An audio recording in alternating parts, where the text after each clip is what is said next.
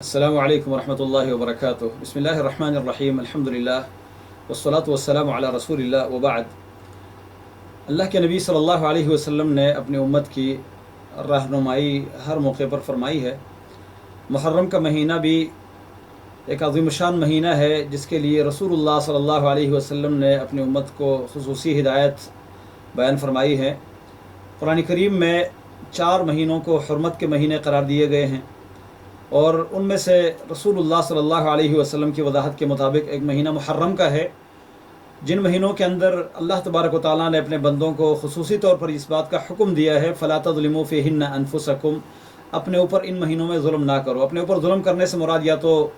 گناہ کا ارتکاب ہے، کوئی بھی گناہ انسان کرتا ہے وہ اپنے اوپر ظلم کرتا ہے، کیونکہ اس کی سزا اس کو چکنی پڑے گی اور اس کی سزا اٹھانی پڑے گی۔ دوسری بات یہ ہے کہ مسلمان پر انسان پر زیادتی یہ دراصل اپنے اوپر زیادتی ہے، یعنی اپنے جیسے لوگوں پر ظلم کرنا یہ اپنے اوپر ظلم ہے، تو اللہ تبارک و تعالیٰ نے خصوصی طور پر ان مہینوں میں اپنے اوپر ظلم کرنے سے اپنے بندوں کو روکا ہے۔ اس کے ساتھ ساتھ اس مہینے کے اندر اور بھی کچھ خوبیاں ہیں، خصوصیات اور فضائل ہیں جن کا ذکر احادیث مبارکہ کے اندر موجود ہے۔ آج ہم صرف ایک بات کا تذکرہ کرتے ہیں، اور وہ یہ ہے کہ محرم کے مہینے کے حوالے سے رسول اللہ صلی اللہ علیہ وسلم نے روزوں کی خاص طور پر ترغیب دلائی ہے۔ صحیح حدیث کے اندر یہ بات آئی ہے کہ رسول اللہ صلی اللہ علیہ وسلم سے جب سوال ہوا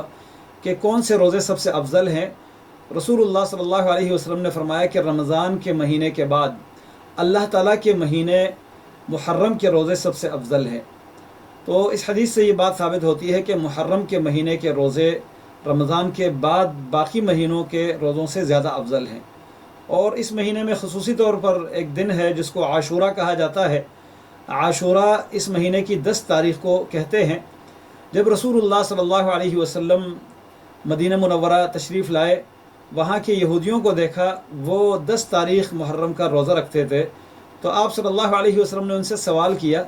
کہ اس دن روزہ آپ کیوں رکھتے ہیں؟ انہوں نے کہا کہ ھذا یوم عظیم، یہ بہت بڑا دن ہے، نجى اللہ فیہ موسیٰ، اللہ رب العالمین نے اس دن موسیٰ علیہ السلام کو نجات دی ہے، تو ہم اس خوشی میں بطور شکریہ کہ اللہ تعالیٰ نے ہمارے نبی موسیٰ علیہ السلام کو نجات دی ہے اور ان کے دشمن فرعون کو غرق کر دیا ہے، تو ہم اس دن کا روزہ رکھتے ہیں۔ رسول اللہ صلی اللہ علیہ وسلم نے فرمایا نحن احق و اولیٰ بموسیٰ منکم، ہم تم سے موسیٰ کے زیادہ قریب ہیں اور زیادہ حق رکھتے ہیں کہ ان کے نجات والے دن ہم شکریہ ادا کریں، ہم روزہ رکھیں۔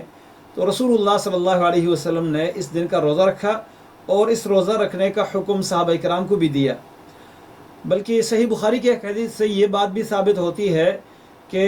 محرم کے 10 تاریخ کا روزہ جاہلیت میں مشرکین بھی رکھتے تھے، اور رسول اللہ صلی اللہ علیہ وسلم بھی مکہ میں اس دن کا روزہ رکھتے تھے۔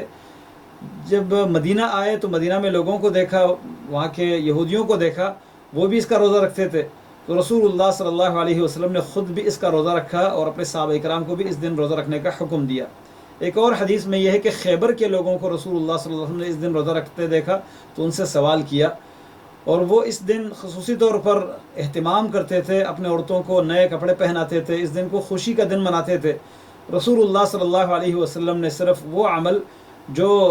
ایک شکریہ کے طور پر ادا کیا جاتا تھا، یعنی روزہ رکھنا، اس کا حکم صحابہ کرام کو دیا اور خود بھی روزہ رکھتے تھے۔ بلکہ بہت ساری احادیث سے یہ بات ثابت ہوتی ہے کہ رمضان کی فرضیت سے پہلے عاشورہ کا روزہ رسول اللہ صلی اللہ علیہ وسلم نے اس کا حکم دیا تھا بطور فرضیت۔ ربیہ بنت معوذ رضی اللہ عنہا بیان کرتی ہے کہ رسول اللہ صلی اللہ علیہ وسلم نے محرم کی 10 تاریخ صبح کے وقت، یعنی دن چڑھنے کے بعد، مدینہ کی گلیوں میں اور انصار کی بستیوں میں یہ پیغام بھجوایا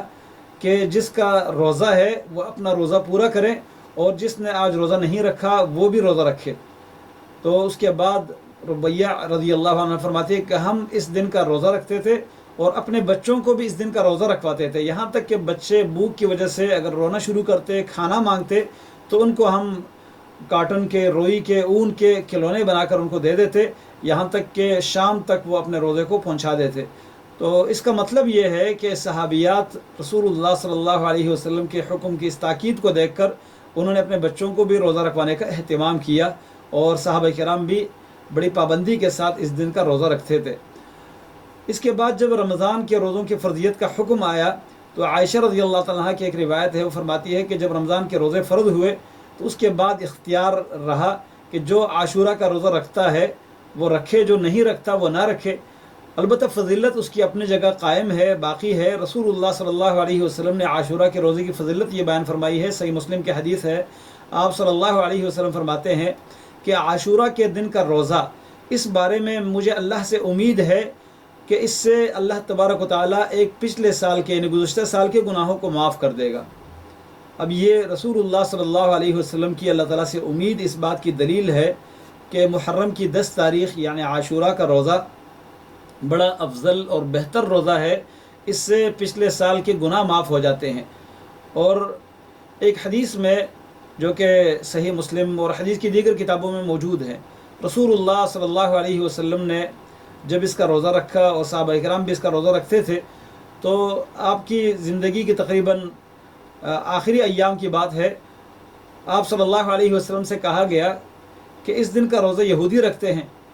تو آپ صلی اللہ علیہ وسلم نے فرمایا، جبکہ آپ کو پتہ تھا اس سے پہلے کہ یہودی اس کا روزہ رکھتے ہیں،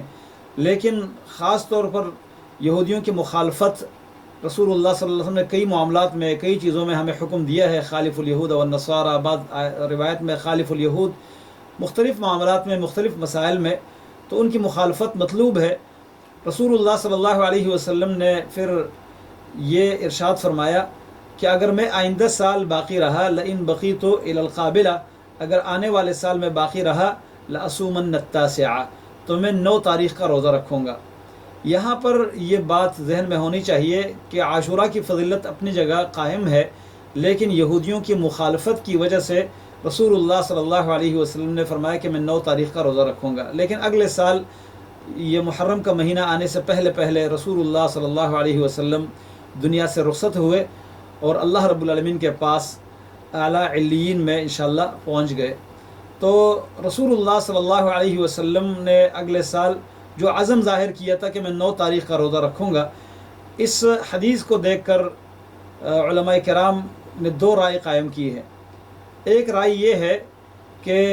میں 9 تاریخ کا روزہ رکھوں گا، اس کا مطلب یہ ہے کہ 10 کا نہیں رکھوں گا۔ کچھ علماء نے یہ مراد لیا ہے کہ 10 تاریخ کا روزہ چھوڑنے کا اور 9 تاریخ کے روزہ رکھنے کا رسول اللہ صلی اللہ علیہ وسلم نے عزم کا اظہار کیا تھا۔ اور کچھ علماء نے یہ موقف اختیار کیا ہے کہ نہیں، 10 تاریخ کے روزے کی فضیلت اور اس کی اہمیت اور اس کے بارے میں جو بھی بیان ہو چکا ہے وہ تو اپنی جگہ باقی ہے، لیکن رسول اللہ صلی اللہ علیہ وسلم نے ایک اضافی بات یہاں بیان فرمائی ہے کہ میں 9 تاریخ کا روزہ رکھوں گا، مطلب یہ ہے کہ 10 بھی رکھوں گا اور 9 بھی رکھوں گا۔ تو یہ ایک اختلافی مسئلہ بنا ہے، اور اس اختلاف کی ایک اور وجہ یہ بھی ہے کہ عبداللہ ابن عباس رضی اللہ تعالی عنہما کی ایک روایت ہے صحیح مسلم میں، اس میں ان سے ایک تابعی سوال کرتے ہیں۔ عبداللہ ابن عباس رضی اللہ عنہما زمزم کے کنویں کے پاس ٹیک لگا کر بیٹھے ہوئے تھے، تو وہ تابعی جا کر ان سے پوچھتے ہیں کہ میں عاشورہ کا روزہ رکھنا چاہتا ہوں تو میں کب رکھوں؟ عبداللہ ابن عباس رضی اللہ تعالیٰ عنہما نے فرمایا کہ جب محرم کا چاند نظر آئے تو تم گننا شروع کرو، جب 9 تاریخ ہوگی، 9واں دن ہوگا محرم کے مہینے کا، تو اس دن کا روزہ رکھو، یہ عاشورہ کا روزہ ہے۔ اس حدیث کو دیکھ کر بہت سے علماء نے یہ موقف اختیار کیا ہے کہ یہ جو عاشورہ کی فضیلت ہے وہ 10 تاریخ کے بجائے 9 تاریخ کو منتقل ہو گئی ہے رسول اللہ صلی اللہ علیہ وسلم کے فرمان کے مطابق۔ اور پھر وہ تابعی کہتے ہیں، میں نے عبداللہ ابن عباس رضی اللہ عنہما سے پوچھا کہ کیا رسول اللہ صلی اللہ علیہ وسلم ایسا کرتے تھے، یعنی 9 تاریخ کا روزہ رکھتے تھے؟ تو عبداللہ ابن عباس رضی اللہ تعالیٰ عنہما نے فرمایا کہ ہاں۔ اب یہاں پر ایک اشکال تو یہ ہے کہ رسول اللہ صلی اللہ علیہ وسلم نے 9 تاریخ کا روزہ رکھا نہیں تھا، رکھنے کا عزم ظاہر کیا تھا، تو عبداللہ ابن عباس رضی اللہ عنہما نے کیسے فرمایا کہ ہاں، یعنی رسول اللہ صلی اللہ علیہ وسلم اس طرح روزہ رکھتے تھے؟ تو یہ تو واضح ہے کہ رسول اللہ صلی اللہ علیہ وسلم نے 9 تاریخ کا روزہ رکھا نہیں تھا، لیکن آپ کا عزم اس بات کی دلیل ہے کہ اگر آپ باقی رہتے اگلے سال تو ضرور آپ صلی اللہ علیہ وسلم یہ روزہ رکھتے، لیکن آپ صلی اللہ علیہ وسلم باقی رہے نہیں، تو آپ کا عزم ہی اس بات کی دلیل ہے کہ گویا آپ نے یہ روزہ اس نیت اور ارادے کے ساتھ رکھ لیا ہو۔ تو اس لیے عبداللہ ابن عباس رضی اللہ تعالیٰ عنہما نے رسول اللہ صلی اللہ علیہ وسلم کے عزم کو روزہ رکھنے سے تعبیر کی ہے۔ لیکن دوسری طرف سنن کبریٰ امام بہقی کے اندر اور اسی طرح شرح معانی الاثار امام طحاوی کے اندر یہ روایت صحیح سند سے عبداللہ ابن عباس رضی اللہ عنہما سے موجود ہے، مروی ہے، منقول ہے کہ وہ 10 تاریخ کے ساتھ ساتھ 9 تاریخ کا روزہ رکھنے کے قائل ہیں، صرف 9 تاریخ کے نہیں، وہ بھی صحیح سند سے منقول ہے۔ اب یہ دونوں باتیں جو ہیں آپس میں عبداللہ ابن عباس رضی اللہ عنہما کا جو اپنا موقف ہے وہ خود متعارض ہے، جس کی وجہ سے علماء کرام نے یہ دو رائے اختیار کی ہے۔ اب اس میں ہم یہ کہنا چاہیں گے کہ عاشوراء اور تاسوعاء دونوں میں فرق ہے۔ عاشوراء کہتے ہیں 10 تاریخ کو۔ عبداللہ ابن عباس رضی اللہ عنہما نے اپنے اجتہاد کی بنیاد پر جو بات کہی ہے کہ یہ وہ دن ہے جس کا روزہ رسول اللہ صلی اللہ علیہ وسلم نے رکھا ہے، تو رکھنے سے مراد ان کا عزم کا اظہار اور ارادے کا ذکر ہے، جو کہ 9 تاریخ کا آپ نے ارادہ کیا ہے۔ لیکن 10 تاریخ کی نفی ان روایت کے اندر نہیں ملتی، لہذا ہم اس موقف کو زیادہ درست سمجھتے ہیں کہ 9 تاریخ کا روزہ بھی رکھا جائے اور 10 تاریخ کا روزہ بھی رکھا جائے، تاکہ یہودیوں کی مخالفت ہو جائے۔ اور کچھ لوگ کہتے ہیں کہ مخالفت تب ہوگی جب وہ دن جس دن وہ روزہ رکھتے ہیں اس دن کو چھوڑ دیا جائے، دوسرے دن کو رکھا جائے۔ لیکن میں یہ سمجھتا ہوں کہ ان کی مخالفت اس بات میں بھی ہے کہ وہ صرف ایک دن کا روزہ رکھتے ہیں، ہم 2 دن کا رکھیں، ہم 9 تاریخ کا بھی رکھیں اور 10 تاریخ کا بھی رکھیں۔ تمام اہل اسلام سے یہی درخواست ہے کہ وہ ان دونوں دنوں کی فضیلت کو حاصل کرتے ہوئے رسول اللہ صلی اللہ علیہ وسلم کی اس سنت پر عمل کریں، جو کہ انبیاء کی بھی سنت ہے، موسیٰ علیہ السلام کی بھی سنت ہے، اور موسیٰ علیہ السلام کو اللہ تعالیٰ نے اس دن نجات دی تھی، تو اس دن کا روزہ رکھیں۔ اور اللہ رب العالمین سے یہ امید ہے کہ انشاءاللہ پچھلے سال کے گناہ اس سے معاف ہو جائیں گے۔ تو یہ بہت بڑی فضیلت ہے، ہمیں چاہیے کہ ہم اس فضیلت کو ضائع نہ ہونے دیں، بلکہ اس کو حاصل کرنے کی کوشش کریں۔ اللہ تعالیٰ مجھے اور تمام اہل اسلام کو اللہ کے نبی صلی اللہ علیہ وسلم کی بتلائی ہوئی فضیلتوں پر عمل کرنے کی توفیق عطا فرمائے۔ اقول قولی ھذا واستغفر اللہ لی ولکم ولسائر المسلمین والمسلمات۔